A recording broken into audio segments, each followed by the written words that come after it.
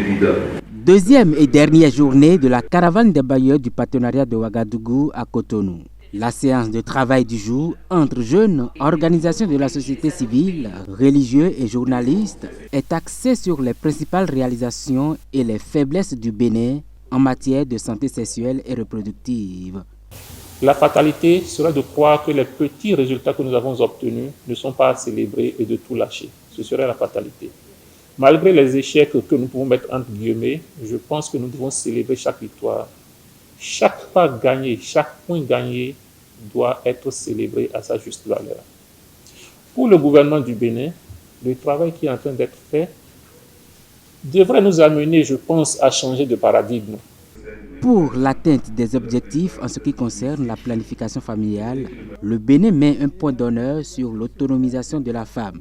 C'est ce qu'a fait savoir aux bailleurs et à l'unité de coordination du partenariat de Ouagadougou, le directeur de la santé de la mère et de l'enfant, des soins infirmiers et obstétricaux. Ça ne sert à rien de continuer de tambourer sur une porte qui ne s'ouvre pas. La question fondamentale, la question de fond, c'est l'autonomisation de la femme.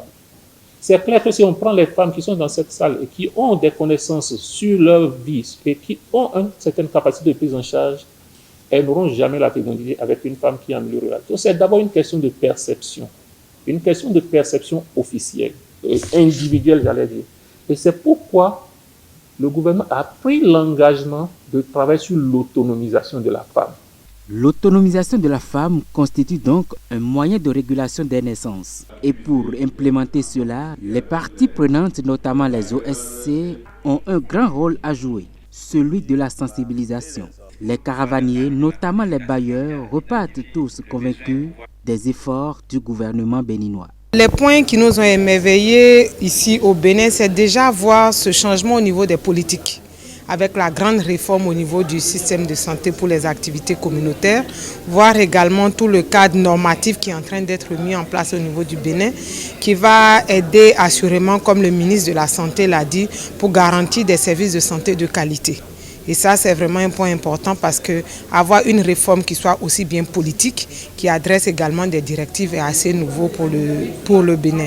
Également, on a vu qu'au Bénin, la loi de la SR a été révisée et que le dernier décret a même été passé en application au niveau de l'Assemblée nationale, ce qui est vraiment un exemple dans la région. Et le troisième élément, c'est que le chef de l'État l'a dit dans une interview il n'y a pas très longtemps, il a parlé de l'intérêt du Bénin de pouvoir avoir accès aux dividendes démographiques et notamment il a abordé ce mot qu'on entend rarement mais qui est entendu au Bénin, qui est la régulation des naissances pour une meilleure qualité de vie. Ce que nous voudrions pouvoir faire, je pense que c'est se focaliser beaucoup sur les données. On a aussi entendu effectivement qu'il y a ce problème, cet enjeu au niveau des données pour permettre la prise de décision effective. Et donc c'est d'accompagner le pays à voir comment avoir des données plus récentes, plus actuelles et qui soient connues de tous, vulgarisées, afin de permettre dans les communautés, au niveau national, au niveau régional, de pouvoir aussi prendre les bonnes décisions afin de faire avancer le dossier de la planification familiale au Bénin. Et j'ai beaucoup d'espoir pour le Bénin que les indicateurs de la planification familiale, mais non seulement la planification familiale, l'égalité, femmes, hommes, ça va changer. C'est donc sur ces notes de satisfaction que les caravaniers se sont séparés.